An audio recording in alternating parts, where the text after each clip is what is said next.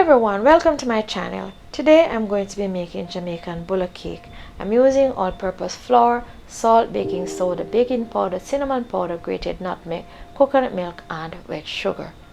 I'm going to add the wet sugar to the milk and I'm going to stir that until the sugar dissolves. Then to that I'm going to add 1 teaspoon of vanilla. I'm going to stir that and set that aside.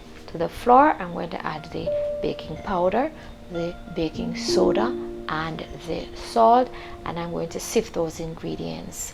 Then I'm going to add the cinnamon powder and the nutmeg. I'm going to combine that.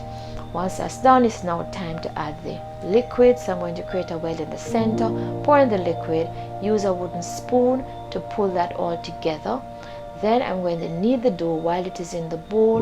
Then I'll remove that from the bowl, place on a floured board, knead lightly. Then I'm going to cut the dough in two. I'm going to roll out the dough.